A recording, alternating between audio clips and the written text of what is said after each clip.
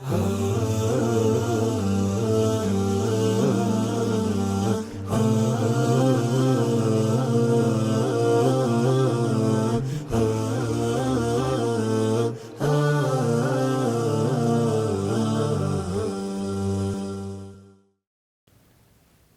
alaikum wa rahmatullahi wa barakatuh. Bismillahirrahmanirrahim. Alhamdulillah wa sallallahu ala rasulillah ba'd. Ndugu zangu Waislamu, napenda kuwakaribisha katika ukumbusho huu mfupi kabisa lakini muhimu katika maisha yetu. Bila shaka tunajua lengo la kuumbwa kwetu ni kwa ajili ya kuhakikisha lengo zima la kumwabudu Mwenyezi Mungu Subhanahu wa Ta'ala.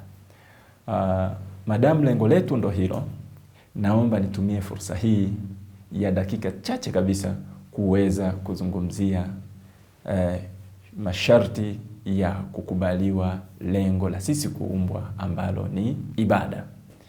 Ndugu zangu, Mwenyezi Mungu ametuumba, ametutaka tumwabudu, na kila kitu kina taratibu zake. Katuwekea masharti ya kumwabudu yeye Mwenyezi Mungu Subhanahu wa Ta'ala.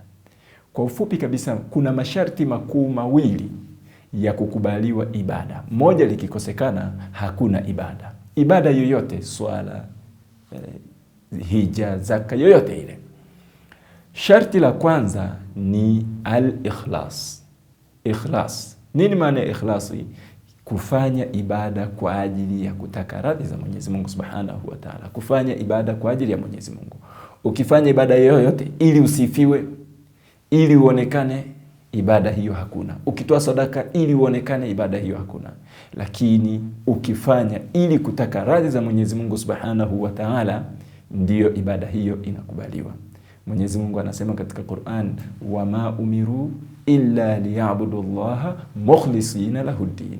Hawakuamrishwa isipokuwa wamwabudu Mwenyezi Mungu Subhanahu wa Ta'ala kwa ikhlas, kwa kumtakasia dini yake, kumwabudu yeye peke yake kwa ajili yake. Sharti namba 2 la kukubaliwa ibada ni al-mutabaa. Tunaposema al-mutabaa, maana yake nini? Maana yake ni kumuiga Mtume sallallahu alayhi wasallam katika ibada. Yani unapofanya ibada kwa ajili ya Mwenyezi Mungu, ufanye ibada kama alivyotufundisha Mtume sallallahu alayhi wasallam. Point hapa weka. Yeyote anayekuletea ibada akakwambia hii ni ibada, unapata thawabu kwa Mwenyezi Mungu, muulize, je, Mtume sallallahu alayhi wasallam ametufundisha vipi tuitekeleze ibada hii? Hebu angalia Mtume sallallahu alayhi wasallam anavyosema katika swala, sallu kama raaitumuni usalli. Mtume anasema salini, anawaambia wanafunzi wake, salini kama mlivyoniona mimi nikisali. Anahiji nao, anawaambia khudhu anni manasikakum, jifunzeni kwangu ibada zenu. Kwa hiyo ibada zetu zote kwa ujumla tunatakiwa tuzifanye kama Mtume sallallahu alayhi wasallam alivyotufundisha.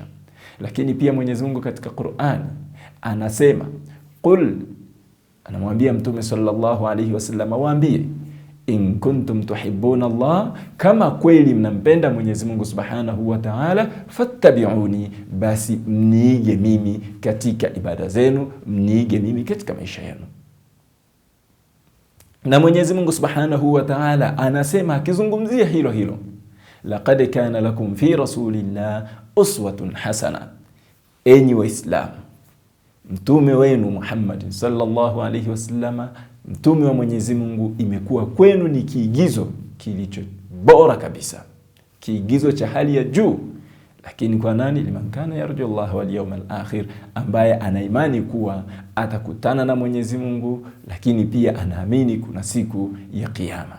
Kwa hiyo ndugu yangu Muislamu, hakikisha ibada yako unaitekeleza, unaifanya, uifanye kama anavyotaka Mwenyezi Mungu Subhanahu wa Ta'ala, kama alivyofundisha Mtume Muhammad sallallahu alayhi wasallam, lakini pia ufanye kwa ajili ya Mwenyezi Mungu. Masharti mawili ya ibada yoyote, masharti mawili, al-ikhlas wal mutabaa. Kufanya kwa ajili ya Mwenyezi Mungu, kufanya kama alivyofundisha Mtume wetu sallallahu alayhi wasallam. Wabillahi tawfiq. Assalamu alaykum wa rahmatullahi wa barakatuh.